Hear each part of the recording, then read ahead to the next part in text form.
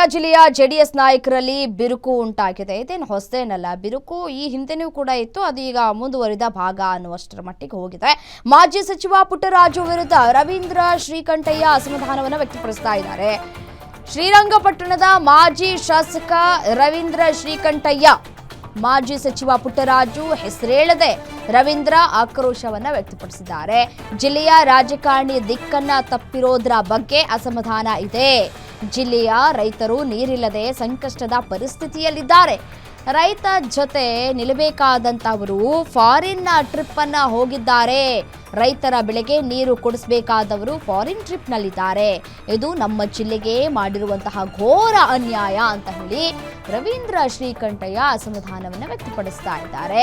ಇದು ನಮ್ಮ ಜಿಲ್ಲೆಯ ಹೆಸರು ಹಾಳು ಮಾಡೋ ಬೆಳವಣಿಗೆ ಅಂತ ಹೇಳಿ ಆಕ್ರೋಶ ವ್ಯಕ್ತಪಡಿಸ್ತಾ ಇದ್ದಾರೆ. ಅದರ ಜೊತೆಗೆ ಅಕ್ಕ ಸಮ್ಮೇಳನಕ್ಕಾಗಿ ಅಮೆರಿಕ ಪ್ರವಾಸದಲ್ಲಿದ್ದಾರೆ ಮಾಜಿ ಸಚಿವ ಪುಟ್ಟರಾಜು ಅವರು.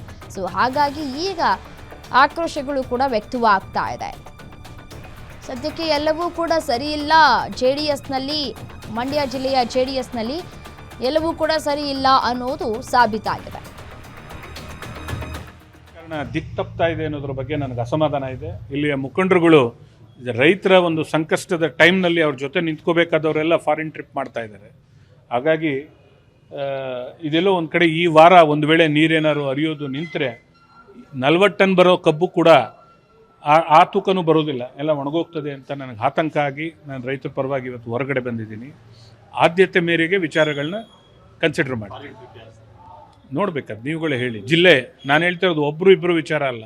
ಇವತ್ತು ಜಿಲ್ಲೆ ಲೀಡರ್ಗಳೆಲ್ಲ ಈ ಟೈಮಲ್ಲಿ ಮಾತಾಡಬೇಕಾದವರು, ಅಧಿಕಾರದಲ್ಲಿ ಇರೋರಾಗಲಿ ಅಧಿಕಾರದಲ್ಲಿ ಇಲ್ದಿರೋರಾಗಲಿ, ರೈತರ ಸಂಕಷ್ಟದಲ್ಲಿದ್ದಾಗ ಮಾತಾಡೋ ಯೋಗ್ಯತೆಗಳು ಇವ್ರಿಗಿಲ್ಲ ಅನ್ನೋದಾದರೆ ಇದು ನಮ್ಮ ಜಿಲ್ಲೆಗೆ ಮಾಡೋ ಅನ್ಯಾಯ, ನಮ್ಮ ಜಿಲ್ಲೆಯ ಹೆಸರನ್ನ ಹಾಳು ಮಾಡೋಕ್ಕೆ ಒಂದು ವ್ಯವಸ್ಥಿತವಾದ ಒಂದು ದುರದೃಷ್ಟಕರ ಬೆಳವಣಿಗೆ ಅಂತ ನಾನು ಭಾವಿಸ್ತೀನಿ. ನಮ್ಮ ಜಿಲ್ಲೆ ರಾಜಕಾರಣ ದಿಕ್ಕು ತಪ್ತಾ ಇದೆ ಅನ್ನೋದ್ರ ಬಗ್ಗೆ ನನಗೆ ಅಸಮಾಧಾನ ಇದೆ. ಇಲ್ಲಿಯ ಮುಖಂಡರುಗಳು ರೈತರ ಒಂದು ಸಂಕಷ್ಟದ ಟೈಮ್ನಲ್ಲಿ ಅವ್ರ ಜೊತೆ ನಿಂತ್ಕೋಬೇಕಾದವರೆಲ್ಲ ಫಾರಿನ್ ಟ್ರಿಪ್ ಮಾಡ್ತಾ ಇದ್ದಾರೆ.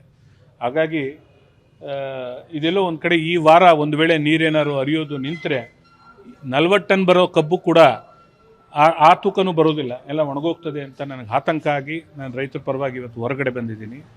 ಆದ್ಯತೆ ಮೇರೆಗೆ ವಿಚಾರಗಳನ್ನ ಕನ್ಸಿಡರ್ ಮಾಡಿ ನೋಡ್ಬೇಕಾದ್ರೆ ನೀವುಗಳೇ ಹೇಳಿ. ಜಿಲ್ಲೆ ನಾನು ಹೇಳ್ತಾ ಇರೋದು ಒಬ್ಬರು ಇಬ್ಬರು ವಿಚಾರ ಅಲ್ಲ.